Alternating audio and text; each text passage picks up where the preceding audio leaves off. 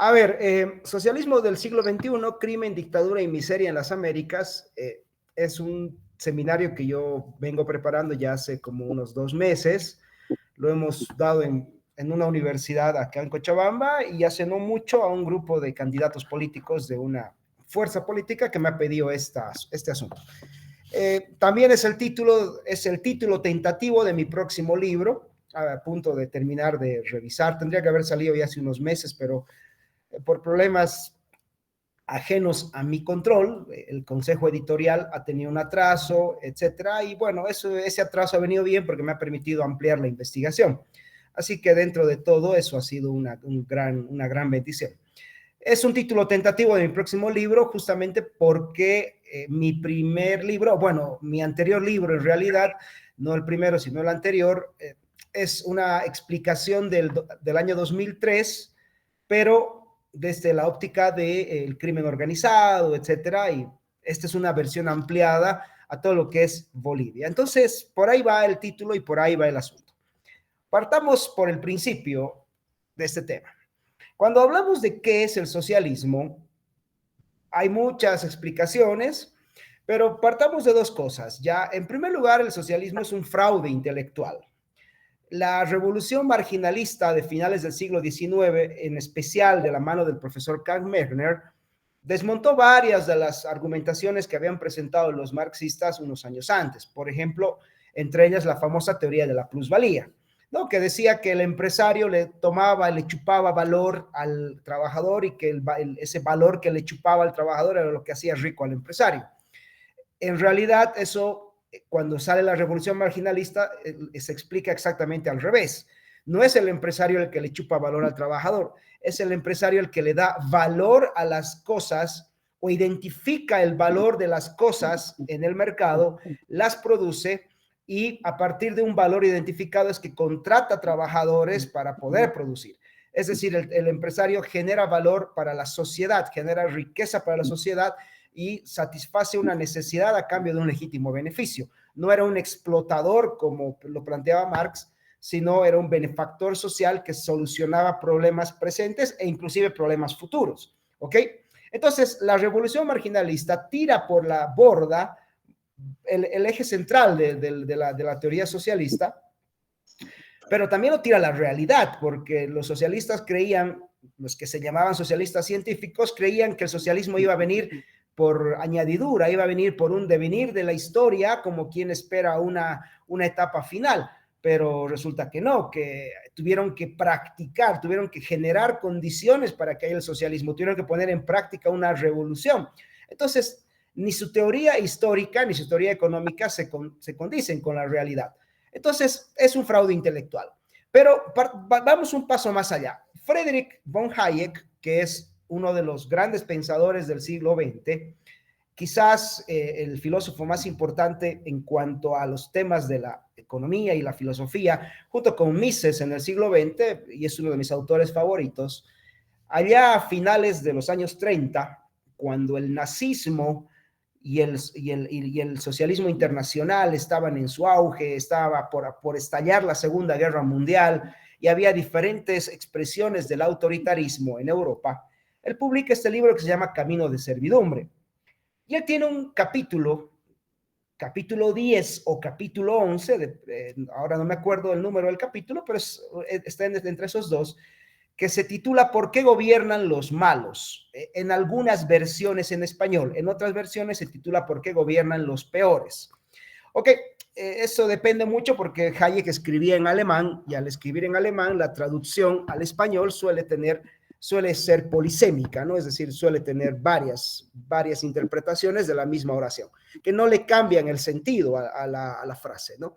Pero bueno, Hayek en este capítulo empieza describiendo que muchos socialistas con los que ellos convivía, con los que ellos compartía aulas universitarias, que además pertenecían a familias aristocráticas, a familias de intelectuales, etcétera, no se atrevían a llevar sus ideas del socialismo más allá de las aulas universitarias. Es decir, se quedaban en la teoría. Y la razón que él daba es que decía que estaban más o menos imbuidos de cierta cultura, pero en esencia también tenían ciertos escrúpulos que hacía que se frene la aplicación de sus ideas. Pero, y él lo dice en esta frase, hay un grupo de aventureros inescrupulosos que justamente no tienen ese freno, que no tienen esa barrera y que por lo tanto no tienen ningún miedo en llevar a la práctica sus ideas y que por lo tanto, esas ideas y que por lo tanto estos regímenes autoritarios, aparte de necesitar de la fuerza del crimen, de lo peor de las sociedades, justamente le daban a estos elementos de la sociedad la posibilidad de ascender en la carrera hacia arriba. Por eso es que era muy común que los tipos más violentos, los tipos más sanguinarios, en este tipo de regímenes autoritarios, ya sea como el fascismo, como el socialismo soviético, como el nazismo, etcétera, acaben siempre estando en la cúpula del poder, porque al no tener escrúpulos podían robar, ejecutar, matar, hacer lo que sea. O sea, hacer el trabajo violento que requiere la implantación de este tipo de ideas. Entonces, Hayek define eso, o define el socialismo como un sistema de agresión que solamente se puede llevar a cabo con apoyo del crimen organizado. Bueno, él no usa esa frase, él usa los aventureros inescrupulosos.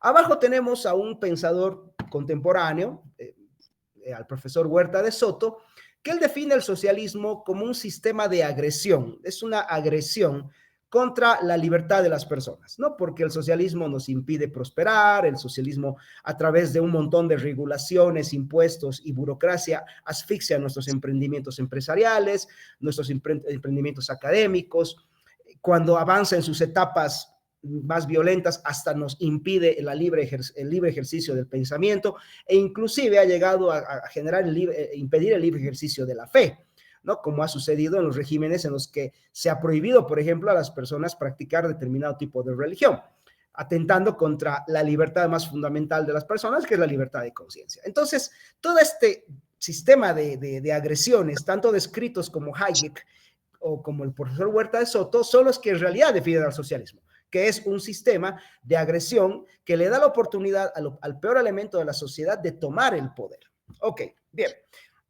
Hayek escribe su libro en 1938-37 aproximadamente, finales de los años 30, cuando estaba en plena ebullición los regímenes autoritarios en Europa.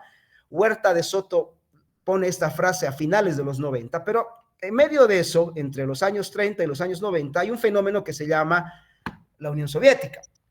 Y la Unión Soviética, los que se acordarán de historia, este es el señor Nikita Khrushchev. Nikita Khrushchev era un tipo que tenía en su mente la idea de declararle la guerra frontal a los Estados Unidos, ¿no? Y hay un pensador boliviano, un periodista boliviano, un historiador boliviano muy bueno. Yo recomiendo su trabajo, se llama Hugo Achá, radica en Estados Unidos, y él tiene un libro brillante que se llama La Guerra Permanente, donde recopila ciertas cosas de la organización de la Unión Soviética. Una de estas es la que les voy a contar ahora.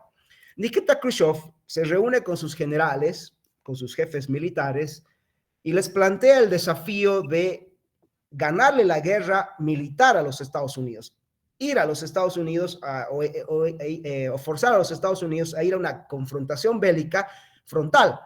Y sus generales, hombres de armas, le dicen, mire, presidente, mire, señor Gorbachev, eso es humanamente imposible.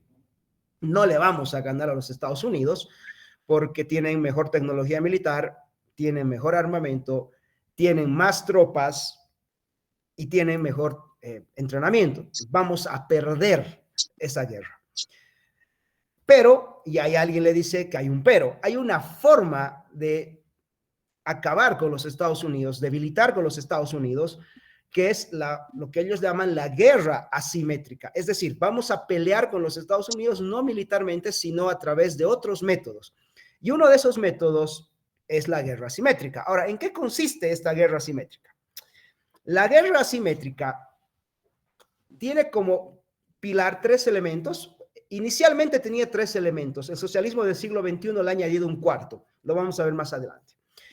Primero tiene una infiltración de la cultura. Si nosotros miramos el concepto de cultura, la cultura es a ver, los que usan lentes me entenderán esta analogía. La cultura, a ver, los que usamos lentes, cuando nos sacamos los lentes, dependiendo del tipo de distorsión que tengamos en la vista, vamos a ver las cosas borrosas. Yo me pongo los lentes y puedo ver las cosas de mejor forma. Bueno, la cultura funciona más o menos así. La cultura son todo un cúmulo de conocimientos del pasado que me permiten más o menos mirar al mundo y entender el mundo e intentar explicar ese mundo y convivir en ese mundo, ¿no? Entonces, la infiltración cultural de la que plantea la guerra asimétrica tenía que ver justamente con la destrucción de ciertos conceptos, con la destrucción de ciertas palabras, para evidentemente cambiarles el significado a esas palabras. Y esto ya lo había dicho también Hayek en un concepto que se llama las palabras comadrejas, ¿no? Los que conocen la comadreja saben que la comadreja es capaz de perforar el huevo de un ave sin romper el cascarón, una perforación muy chiquita, vaciar el contenido del huevo y la madre de ese huevo, o sea, el ave que está cuidando ese huevo, ni cuenta se da que ese huevo está vacío, es más, lo sigue empollando y en ocasiones sigue poniendo huevos y la comadreja sigue haciendo esa operación. Es decir, es capaz de mantener el cascarón pero vaciar el contenido. Justamente eso hace el concepto de cultura, vacía los conceptos para darles un significado totalmente opuesto. Aparentemente dice lo mismo, aparentemente se ha mantenido la palabra, pero acabó significando todo lo contrario. Una de esas palabras, por ejemplo, es protesta social. Uno de esos conceptos es el concepto de protesta social. Otro de esos conceptos tiene que ver, por ejemplo, con el tema de justicia, ¿no? Al que le añaden justicia social y lo que básicamente están haciendo es una legalización del robo.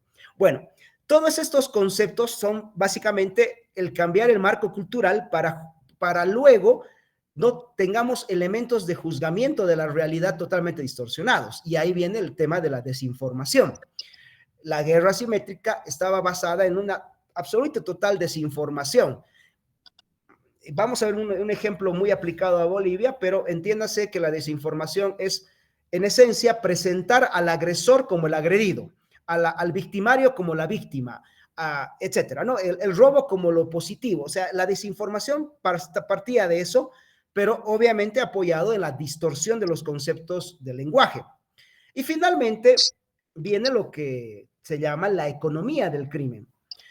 ¿Qué le plantean a Khrushchev? Le dicen, mire, comandante, por de frente no les vamos a ganar, pero podemos asociarnos con todas las bandas criminales que hay en América Latina para ir molestando a los Estados Unidos desde América Latina y hacer infiltración del crimen, penetración del crimen en sus fronteras. Ok, entonces, esto es la guerra asimétrica. Si ustedes se fijan, lo que dijo Nikita Khrushchev sucedió en los años 60 aproximadamente, mitad de los 60, y Hayek lo había descrito en los años 30, finales de los años 30, 3 décadas antes.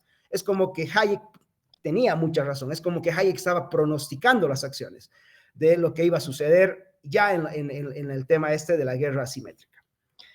Bien, adelante. Entonces, la guerra asimétrica se traslada a las Américas, que es lo que a mí me interesa en este seminario, y en este punto se encarga al G2 cubano, que es lo que se conoce como, o lo que se conocía como la Dirección de Inteligencia Cubana, supuestamente ahora le cambiaron el nombre, pero sigue siendo la misma cosa. El G2 cubano empieza a contactarse con cuanta red criminal podía encontrar en América Latina desde los años 60. ¿No?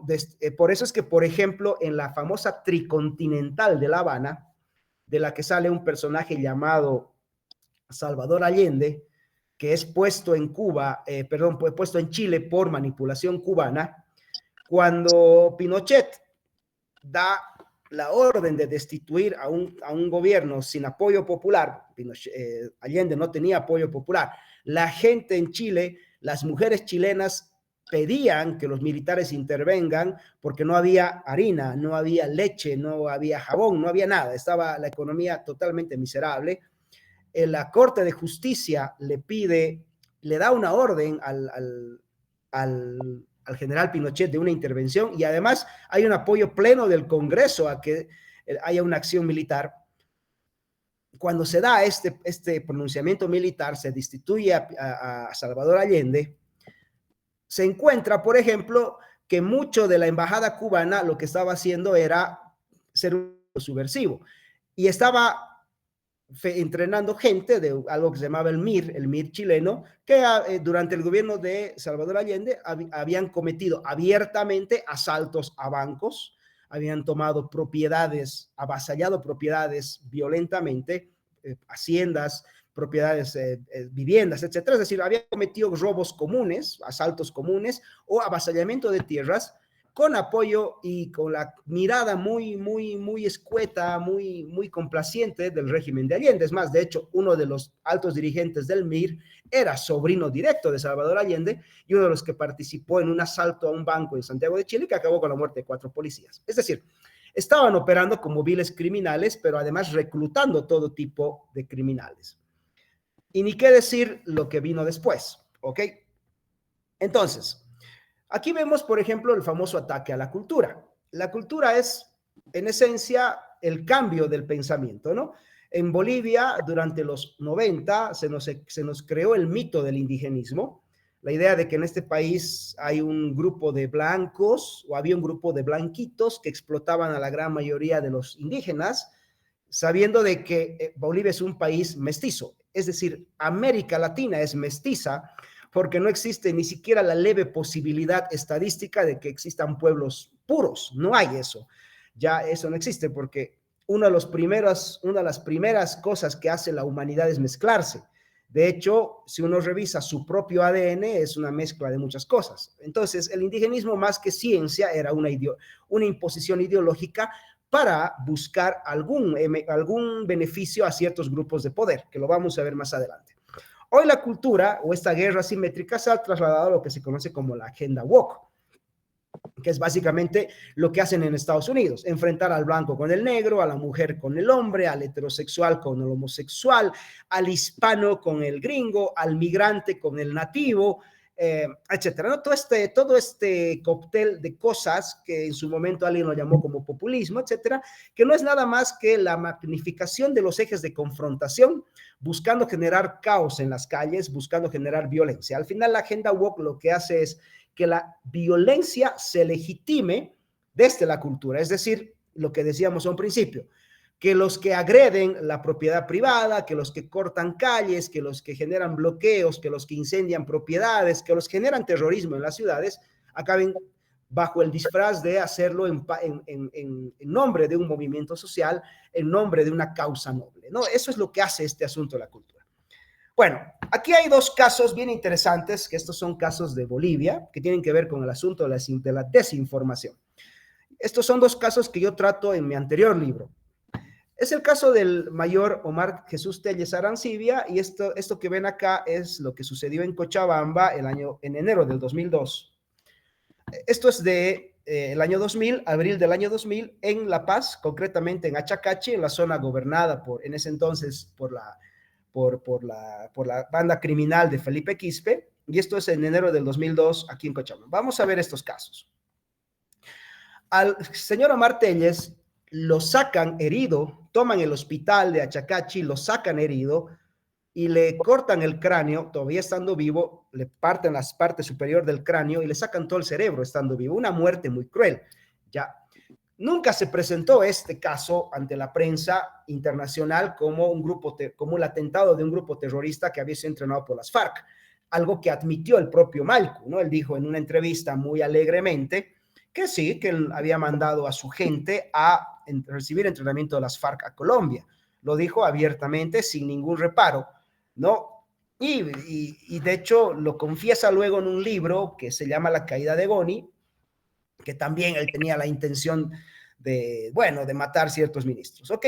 Bueno, nunca se presentó eso como el atentado terrorista, sino que se lo presentó como indígenas peleando contra un gobierno colonial, ¿no? Esa era la narrativa. Esto de acá, esto es enero del 2002, esto es en Cochabamba, me tocó vivirlo muy de cerca porque uno de los oficiales que está muerto acá era muy amigo mío, era el subteniente de ejército Marcelo Trujillo, ¿ok? El compañero mío de colegio, amigo de infancia. ¿Qué pasa acá? El general Banzer, el año 2001, estaba en plena negociación para que los productos bolivianos puedan acceder a un acuerdo que se llamaba el ATPDA, un acuerdo que le permitía a los productores bolivianos ingresar a los Estados Unidos, al mercado norteamericano, con arancel cero. Pero le ponen una condición y le dice, ¿sabe qué, general? En su país hay un problemita, su país se ha desbordado en coca desde el año 98, 99, y tenemos demasiados cocales ilegales, sobre todo en la zona del Chapare Cochabambino, que es donde se producía toda la coca, o se produce toda la coca para el narcotráfico. Bueno, el general Banzer pone en marcha su plan coca cero y firma un decreto para que en el mercado de Sacaba, se limite la venta de coca a familias, no a cada miembro de la familia. Es decir, en Sacaba iba yo, por ejemplo, con cierta cantidad de coca, iba mi esposa, iba mi hijo mayor todos vendíamos coca. No, lo que hace el general Banzer es poner eso a cierta cantidad por familia, es decir, se iba a vender coca por la familia Valderrama, y eso implicaba a mi hijo, a mi esposa, etcétera, ¿no? Y lo mismo con otra gente. Ese decreto no les gusta a los cocaleros y el 6 de enero del año 2002, toman Cochabamba 5,000 cocaleros y toman el mercado de la coca e intentan quemar y logran quemar lo que se llamaba la Dirección General de la Coca, una oficina en ese momento que existía muy cerca del mercado de la coca, ¿no? En la toma de esta oficina sobrepasan a la policía y queman entre 25 a 30 vehículos. Bueno, el comandante departamental de la policía en ese momento pide apoyo a una unidad militar porque los policías estaban siendo disparados con francotiradores, muy parecido a lo que se vio hace un par de semanas atrás allá en Yayagua, porque la metodología es exactamente la misma, solamente que a principios de los años 2000 no había la cantidad de celulares que hay hoy y tampoco los celulares tenían la tecnología que tienen hoy. Entonces, sus fechorías las podían cometer más anónimamente, que es el caso este. Bueno, cuando llega la policía militar, mi amigo estaba de subteniente de ejército, recibe un impacto de francotirador, él y un cabo de la policía llamado Antonio Gutiérrez. Al momento de estar siendo evacuados en una ambulancia, son interceptados a la altura del kilómetro 8, más o menos, en la carretera que une Cochabamba con Sacaba. La ambulancia es quemada y ellos son asesinados así como los ven, con golpes de piedra en la cabeza, golpes de machete, exactamente como se vio que asesinaron a uno de los tenientes en Yayagua. La misma metodología de hace un par de semanas atrás, exactamente la misma metodología. Francotiradores, a los heridos les hacen una emboscada, les aplastan la cabeza con piedras, les dan golpes de machete, exactamente la misma metodología de crimen y salvajismo que se vio hace un par de semanas atrás. Les digo, la metodología no ha cambiado en más de 20 años. Siguen actuando de la misma manera, porque es la forma en la que las FARC entrenan a esta gente para actuar. O sea, romper cráneos, acabarlos a machetes, etcétera. Tiene un simbolismo, porque te están mostrando que ellos son capaces de ejercer la mayor violencia posible contigo, que no van a tener piedad, que no tienen códigos morales para asesinar de esta manera. Vieron a un teniente que le pusieron dinamita en el estómago, por ejemplo, ¿no? Todas estas salvajadas se presentaban en la prensa internacional, por eso es que es importante entender este asunto de las agendas woke, no como atentados terroristas, no como una banda de narcotraficantes defendiendo el negocio ilegal, sino como un grupo de indígenas que estaban peleando contra los Estados Unidos, que quería acabar la cultura boliviana, y parte de esa cultura boliviana era la erradicación de la hoja sagrada de los bolivianos, ¿no? Y que en ese momento había un indígena boliviano que lideraba toda esta batalla, el líder de los indígenas, y me refiero a Morales.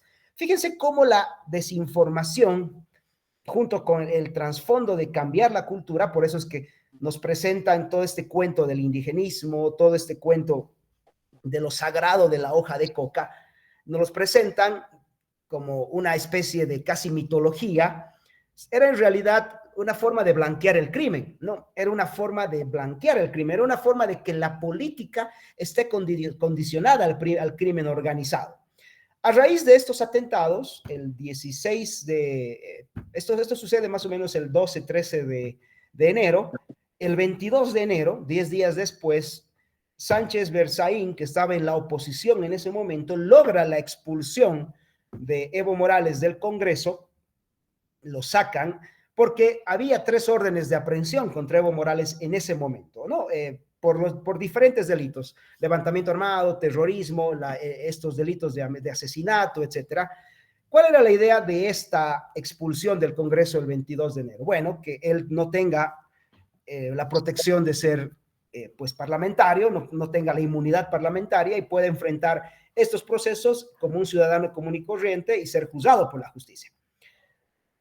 En medio de eso, en la misa de cuerpo presente de ambos oficiales, Tuto Quiroga ya estaba de presidente, el general Banzer había renunciado un tiempo antes aquejado por el cáncer y le da la presidencia a Tuto Quiroga. Tuto Quiroga, en la misa que se realizó aquí en Cochabamba, en la prefectura de Cochabamba, se comprometió con la familia, tanto del policía como del subteniente de ejército, a hacer una investigación sesuda y a poner en la cárcel a quien tenga que poner en la cárcel por este cruel asesinato. Bueno, la promesa más o menos parecida que hizo el otro día, ¿no? Yo conmigo Morales irá a la cárcel. Bueno, dijo básicamente lo mismo. Resulta de que expulsan a Morales el 22 de enero del Congreso y el 23 de enero aquí en Cochabamba se reúne Tuto Quiroga con Morales en el arzobispado y sale de la reunión diciendo que no se van a hacer ninguna ejecución, que ha pacificado el país, esa peligrosa palabrita de pacificar el país, y que él no se iba a hacer cargo de una guerrilla en el Chapare y que por lo tanto él prefería la paz a tener una guerrilla en el Chapare. Básicamente le perdonó la vida a Evo Morales y en esos 6 meses que había entre febrero y la elección del 2012, ese gobierno, del gobierno de Tuto duraba 6 meses más. Morales aprovechó eso para viajar a Libia, Cuba, Venezuela y organizar lo que luego se probó que fue un grupo terrorista entrenado por las FARC, el ELN y el EGTK y Sendero Luminoso del Perú, y que fue el que tuvo acción relevante en lo que luego se llamó la Guerra del Gas, que no fue nada más que un golpe de Estado protagonizado, ejecutado y planificado por el crimen transnacional. Bien, entonces, esto nos lleva a entender qué es la economía del crimen, después de esta larga explicación. Cuando hablamos de la economía del crimen, tenemos que entender el fenómeno pandillero. Las pandillas, esta es una teoría que a mí me gusta mucho, es una doctrina de la seguridad del Estado que me gusta mucho, porque permite desenmascarar a grupos como el chavismo, como el castrismo, como el MAS, porque los trata y los muestra como lo que son, como un grupo organizado de crimen. Vamos a ver qué es esto. A ver, yo he sido pandillero de muchacho cuando estaba en colegio, he tenido mi etapa de hacer tonterías, creo que como todos los seres humanos en este mundo, y cuando uno es pandillero de muchacho, básicamente lo que hace es pues freguetear en el barrio, ¿no? Uno se pelea con otras pandillas del barrio, etcétera, pero hay un momento en el que uno sale de eso, o sea, sales de eso y listo, se acabó. Eso es una pandilla de primera generación, comúnmente son fenómenos de barrio, fenómenos de calle que se vivieron en los años 90 y que la gran mayoría murió a los 2 o 3 años de haber iniciado eso, ¿no? Te vas a la universidad, empieza a hacer tu vida. Y ese fenómeno de chicos en la calle agarrándose a cadenazos y patadas y puñetes y palazos, bueno, queda ahí, o sea, queda entre chicos que están entre los 15 y los 18 años. ¿Ok? Pero hay grupos que evidentemente no se deshacen y pasan a lo que se llama ser las pandillas de segunda generación, que ya son grupos mucho más organizados y mucho más violentos, cuya capacidad es la de controlar ciertos territorios. Entonces, este es el claro ejemplo de lo que vendría a ser una pandilla de segunda generación. Estos son los Latin Kings, por ejemplo, que son, a ver, para que se lo pongan en magnitud, tienen alrededor de 15,000 miembros en el Ecuador, controlan gran parte del territorio ecuatoriano, y cuando se reunieron con Rafael Correa no los combatió. Rafael Correa salió en una conferencia a decir, pero ¿por qué vamos a tratar como delincuentes a los Latin Kings? Si son unos muchachos geniales. Son casi unos Boy Scouts. O sea, fíjense a dónde va el asunto. Estas pandillas de segunda generación, al ser fuertes, al ser estructuradas, están siendo capturadas, están siendo puestas al servicio de gobiernos autoritarios. Los gobiernos autoritarios los necesitan a estas pandillas. No, entonces, los Latin Kicks, una pandilla peligrosísima en el Ecuador, acabó siendo el brazo operativo de Rafael Correa durante su sistema de 10 años de dictadura en Ecuador. El Tren de Aragua es exactamente el mismo fenómeno. El Tren de Aragua nace en Venezuela y el chavismo los capta y los usa el chavismo para ejecutar a sus opositores fuera de Venezuela. Uno de los casos más llamativos fue la ejecución que hizo el Tren de Aragua de un militar venezolano que tenía condición de refugiado político en Chile. Los del tipos del Tren de Aragua se visten de militares, se ponen uniforme militar venezolano, toman la casa del hombre, se ve lo que lo sacan y lo matan y lo dejan enterrar, lo entierran vivo, por si acaso, debajo de una enorme cantidad de cemento. Su cuerpo es encontrado 3 días después. Esto sucedió el año 2022 en Chile, ¿no? El coronel vivía refugiado como cerca de 6 a 7 años en Chile, tenía calidad de refugiado político, y para no implicarse directamente con la ejecución de eso, el chavismo usa al Tren de Aragua para matar a esta persona.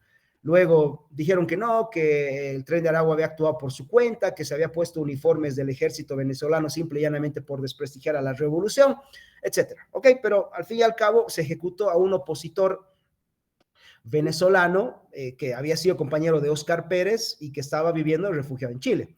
La Mara Salvatrucha es un fenómeno parecido, ¿no? En América Latina hay una especie de romanticismo con Bukele que yo no me lo creo, ¿ok? Yo conozco muy bien El Salvador y conozco muy bien este fenómeno como para creerme el cuento de Bukele. A ver, ¿qué es lo que pasa? La Mara Salvatrucha la economía que maneja la Mara Salvatrucha es 2 veces más grande que la economía blanca del Ecuador. Bukele lo que ha hecho es negociar con ciertas facciones de las Maras Salvatruchas a cambio de paz social. Es decir, mira, yo te dejo hacer todo lo que tú quieras en El Salvador, sobre todo esencialmente traficar la droga, porque la droga colombiana necesita pasar por El Salvador y son los de la Mara que hacen el trabajo de transporte y de guardaespaldas y de protección de la droga. Simple y llanamente no mates en el Ecuador, te dejo hacer ese negocio y quiero que me des las cabezas de ciertas personas. Entonces, lo que ha hecho Bukele es negociar con una facción de la Mara Salvatrucha, encarcelar a otra facción de la Mara, ponerlos en la cárcel. Él gana popularidad porque se presenta a sí mismo como una especie de superhéroe contra el crimen, todo este show de marketing que hace, y se queda negociando con una parte de la Mara Salvatrucha operando en el crimen. Esto ya había sucedido en el Ecuador a principios del siglo XX, por si acaso. Ya hubo un presidente que hizo exactamente lo mismo entre el 2000 y el 2005. No es nada nuevo, lo que pasa es que, repito, hoy la información fluye mucho más rápido, mucho más veloz que hace 20 años, porque hoy tenemos el Internet y la información en nuestros bolsillos, cargada en un smartphone, ¿ok? Pero estas pandillas de segunda generación todavía se las puede identificar como organizaciones delictivas. O sea, yo veo a estos tipos y digo, ah, bueno, sí, son maleantes, ¿ok? Los miro de entrada y digo, sí, son maleantes. Ok, pero hay otro fenómeno que es el de las pandillas de tercera generación. Y aquí pasa un detalle, que estas pandillas no se presentan como, o no tienen apariencia de delincuentes.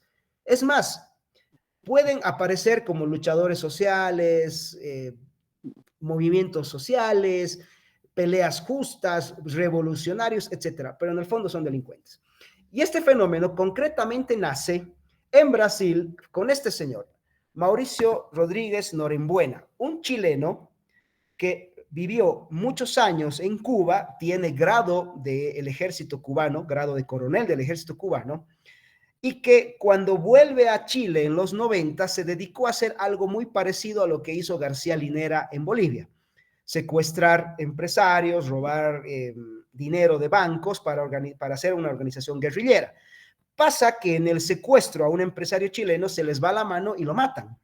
Entonces empieza un operativo de persecución contra Mauricio Rodríguez Norambuena, su alias es el comandante Ramiro, y él se ve forzado a cruzar a Brasil, se refugia en Brasil, y en Brasil hace lo que sabía hacer, que era asaltar bancos, es decir, mucho no cambió su actividad. Él asaltaba pequeñas agencias de bancos hasta que en una de estos lo atrapan a principios de los 2000. Estuvo refugiado como 5 o 6 años en Brasil, no refugiado, sino escondido y haciendo fechorías. Lo atrapan y lo mandan a la cárcel. Y en la cárcel conoce a Mocola. Mocola era el segundo hombre más importante dentro del PCC. El PCC era una pandilla carcelaria cuya misión era proteger a sus miembros dentro de las cárceles y controlar las cárceles, ¿ok? Norenbuena se asocia con el PCC y ahí es donde nace esto que se llama las pandillas de tercera generación, que es básicamente que el populismo, el socialismo del siglo XXI hace un acuerdo frontal y directo con organizaciones delictivas, ya sea con el PCC, ya sea con los Latin Kings en Ecuador, ya sea con el Comando Bermejo en Brasil, ya sea con las organizaciones de narcotraficantes en Bolivia, con los cárteles en México, etcétera. Se asocian directamente y son ellos que brindan la tecnología criminal, el know-how criminal a todas estas organizaciones, a todos estos partidos políticos, y entonces las pandillas de tercera generación hacen algo que es mucho más peligroso, que hacen que la política esté condicionada al crimen transnacional. Entonces, se van a fijar que un accionar muy común, que ya había sido algo por Pablo Escobar, pero que con esto se magnifica, es, por ejemplo, intentar matar a los opositores, ¿no? Se está debatiendo en la vida, entre la vida y la muerte, un amigo mío en Colombia, el señor Miguel Uribe Turbay, nieto de un expresidente, del doctor Turbay, e hijo de la periodista Diana Turbay, que había sido asesinada por Escobar en los años 90. Cuando su mamá es asesinada por Escobar, él tendría creo que 4 años. Entonces, asesinan a gente como Fernando Villavicencio, intentan asesinar a Bolsonaro, le disparan a Donald Trump, o sea, escogen ciertos blancos justamente de los gobiernos que son opositores a los regímenes del socialismo del siglo XXI. Los matan abiertamente porque ellos practican la idea de condicionar el voto, o sea, vas a votar en función de quien yo te diga. En el país eso no se ha llegado a dar, no se ha llegado todavía a matar un candidato frontal, pero nosotros tenemos otro tipo de práctica terrorista que es el bloqueo de caminos, que es el no ingresen alimentos a las ciudades, que es el matar policías. En esencia es el ejercicio de la violencia para condicionar el voto de los ciudadanos, que ya se ha visto en el 2003, cuando le dan el golpe de Estado a Goni, o que ya se vio por ejemplo, el 2020, o que se vio hace un par de semanas cuando se hizo todo este show intentando habilitar a Evo Morales como candidato. Es decir, una pandilla de tercera generación va a ser criminal, va a ser violenta, va a hacer todos los delitos posibles, pero lo va a hacer en nombre de una causa noble, ¿no? Fijémonos cómo se presentan. No estoy matando policías, estoy peleando porque el movimiento indígena no sea excluido de las elecciones, ¿no? Y ahí ves a los operadores mediáticos de la izquierda internacional mostrando que en Bolivia está habiendo una elección de corte racista porque no está participando Evo Morales, ¿no? Evo Morales no participa y por lo tanto no participan los indígenas. Esa es la forma en la que se está presentando, por ejemplo, en canales como Telesur, estas elecciones. Bueno, esta es la característica de las pandillas de tercera generación. Se presentan a sí mismas como luchadores sociales, se presentan a sí mismas como movimientos políticos, se camuflan de política. Por eso es que es importante desmitificar que estos grupos como el MAS, el chavismo, el castrismo, el movimiento de Lula, etcétera, son políticos. Hay que entender que son crimen organizado que condiciona la política a través del miedo y que desde el Estado va a hacer todo lo posible para la perpetuación indefinida en el poder. Así implique deshacerse de sus opositores, así implique hacer la práctica de terrorismo de Estado. Entonces, esto es lo que vemos en las pandillas de tercera generación, movimiento al socialismo, es la prueba clara en Bolivia. El propio García Linera hace unos días atrás, unas semanas atrás, dijo que si no había dólares, había que apretarles el cuello a los exportadores, una práctica muy común de cualquier delincuente. El maoísmo, por ejemplo, que es el que luego da el origen a Sendero Luminoso en Perú, es el que empezó a operar en los años 90, a cobrar eso que se llamaba el impuesto revolucionario, que era una forma de cobrarles dinero a los narcotraficantes en el sur del Perú, frontera con Bolivia, para que la cocaína, o sea, ellos se enfrentaban a las fuerzas de lucha contra el narcotráfico en Perú, ellos eran los guardaespaldas de los narcos, y por ese servicio cobraban algo que se llamaba el impuesto revolucionario. Luego, así hicieron abiertamente lo mismo, se volvieron narcotraficantes. Entonces, hay que entender que estos fenómenos son en realidad fenómenos criminales, no son fenómenos políticos. Ahora bien, ¿cuál es la característica que tienen las pandillas de tercera generación? Uno, tienen una legitimidad política porque, les repito, practican el engaño, se camuflan como políticos y mucha gente cree que se les va a ganar en la política, y eso le sucede a los opositores en Bolivia.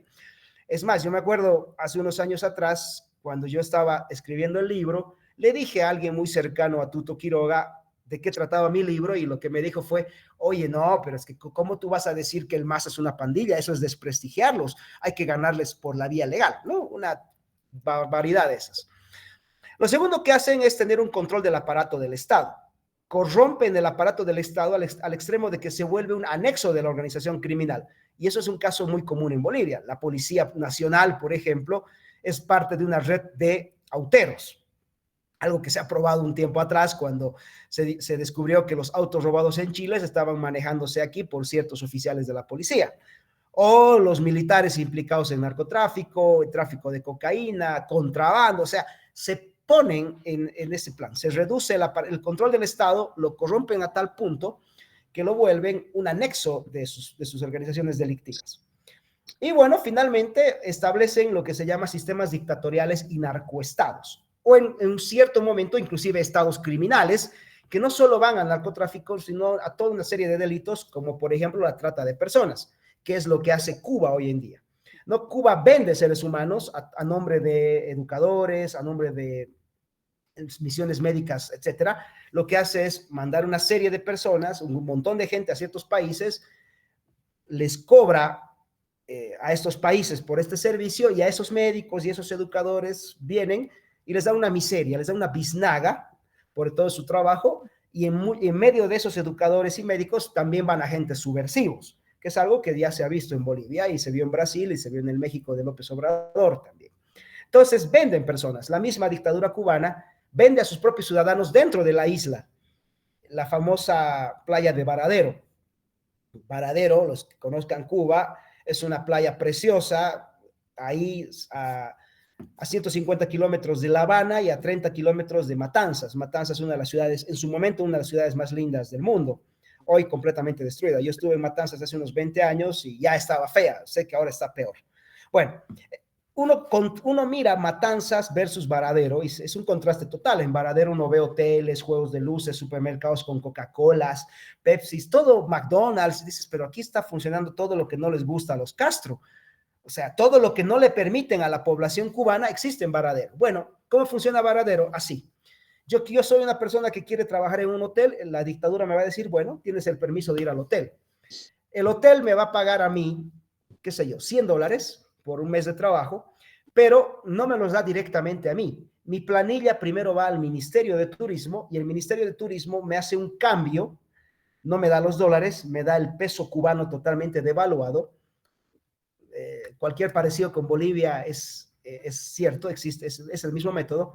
Me da el peso cubano totalmente devaluado, pero tampoco me entrega los $100, me entrega el equivalente a $10.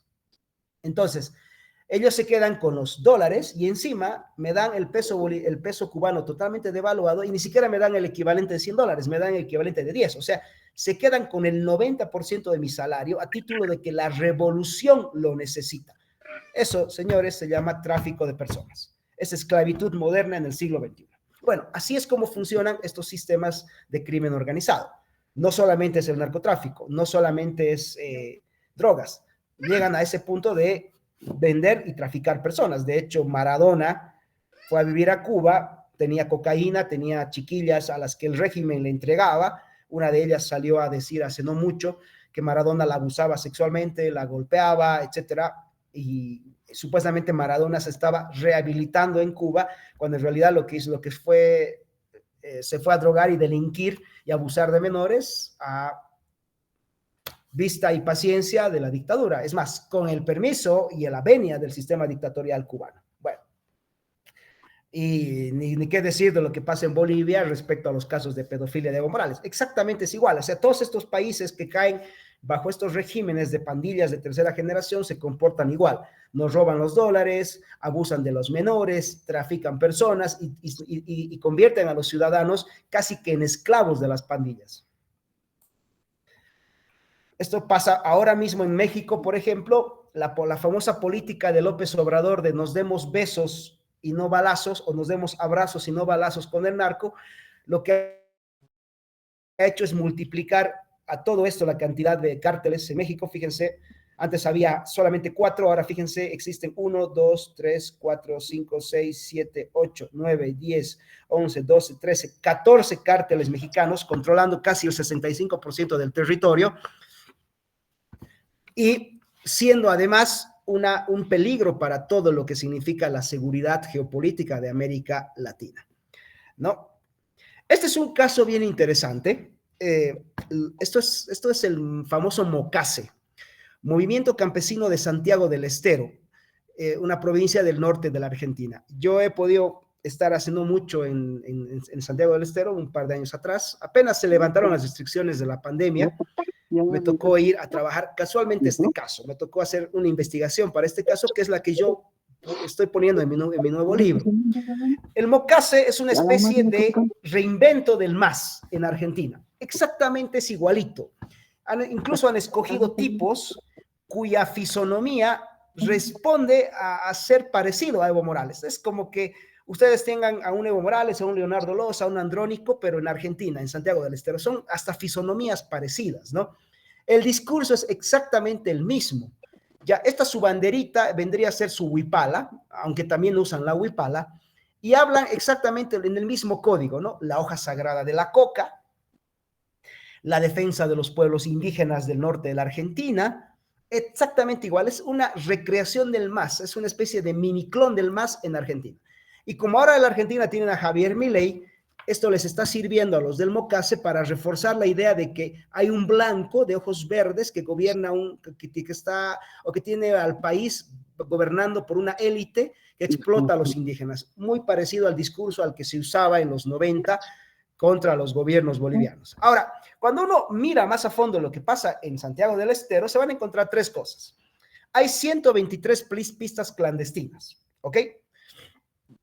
¿Qué pasa acá? La cocaína boliviana ya no va a los Estados Unidos. La cocaína boliviana ha cambiado de mercado. La cocaína boliviana es muy atractiva en Europa y en Asia.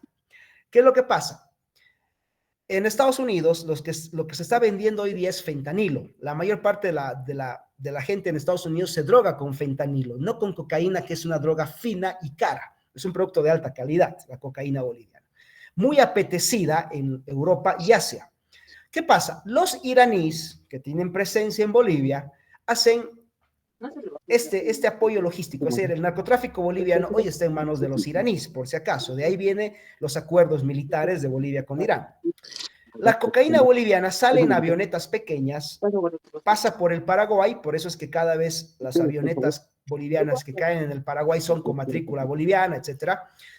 Llegan a Santiago del Estero, en Santiago del Estero descargan o se reabastecen de combustible porque son avionetas pequeñas, alguna de estas 123 pistas clandestinas, y salen estas mismas avionetas hacia el Atlántico, donde con apoyo de los grupos terroristas financiados por Irán, llegan a Europa, y es en Europa donde se vende la cocaína boliviana a precios elevadísimos. Es decir, en Bolivia, en América Latina, se está viendo un fenómeno que es la criminalidad, los gobiernos autoritarios y el terrorismo islámico están conviviendo en América, en Bolivia no es la excepción, y están usando los delitos para financiar las actividades terroristas, ¿ok?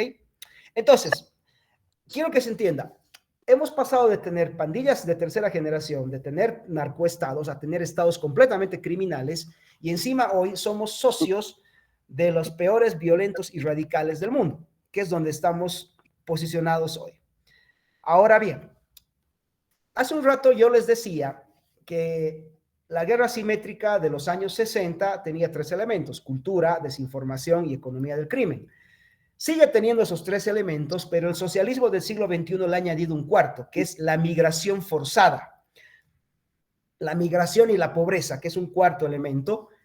A ver, yo empobrezco tanto a mis países, por eso es que el socialismo no es un fracaso como lo venden comúnmente mis amigos libertarios. Yo estoy totalmente en contra de esa definición, porque un fracaso es el hecho de haber buscado un resultado positivo y haberme equivocado en el camino. No, esa gente no se equivocó. La pobreza es un plan deliberado. Nos empobrecen deliberadamente. Quieren que seamos pobres de manera directa. Nos hacen miserables y pobres. ¿Por qué razón? Al hacernos miserables y pobres, ellos agarran un grupo humano de personas, una masa humana de personas, y la mandan por todo el mundo. Lo que hizo Venezuela entre el 2016 y el 2020, ¿no? 8 millones de venezolanos salen de sus fronteras y van a estos países. Esto sirve, uno, para debilitar las estructuras de los países, porque por muy buenas que sean las personas, van a llegar en masa y van a demandar servicios que en muchos casos ni siquiera están disponibles para los propios ciudadanos locales. Es lo que le está pasando a Chile, ¿no? Los venezolanos han empezado a pedir salud, han empezado a pedir educación, y el sistema chileno ha colapsado. Debilitas el sistema, aunque la gente no lo quiera hacer, pero hay una consecuencia de la debilitación de este sistema. Pero en medio de esos miles y miles de personas, yo puedo infiltrarte cientos de criminales, que es como el Tren de Aragua ha podido establecer una base de operaciones en la frontera entre Perú, Bolivia y Chile, y que desde ahí se está controlando parte del crimen organizado que está penetrando a Bolivia. El Tren de Aragua ya tiene operaciones en Bolivia. Anécdota personal: yo soy asesor de la Cámara de Exportadores acá en Cochabamba, y de estos temas, ¿no? Yo me acuerdo hace unos años atrás, completamente el 2023, yo había hablado de estos temas con la Cámara, estaba pidiéndoles que sean los financiadores de mi libro, y uno de ellos me dijo: no, hombre, tú esto eres muy exagerado, lo de siempre, ¿no? Bueno, el año pasado me lo encuentro, me llama y me cuenta lo que le sucedió. Él tenía un camión saliendo hacia Estados Unidos, tenía que pasar por Chile, una mercadería que él exporta, y estaba en su oficina y le llaman por WhatsApp. Él contesta la llamada y un tipo con acento venezolano le dice: mire, ingeniero, en 10 minutos va a pasar un amigo por su oficina, por favor, usted lo recibe. El tipo llega, así me dice, como reloj, a los 10 minutos el tipo llegaba a mi oficina, pide hablar conmigo y lo vuelve a llamar. Y le dice: mire, mi amigo, usted a mi amigo le va a dar $10,000, porque nosotros acá tenemos retenido su camión. Y este es el camión. Le hacen una videollamada y estaba su camión con toda su mercadería. Mire, si no le da los $10,000, este camión se va a quemar y el chofer lo vamos a matar. O sea, así de organizados está en el Tren de Aragua. Y está sucediendo ya, le está sucediendo eso a los empresarios bolivianos.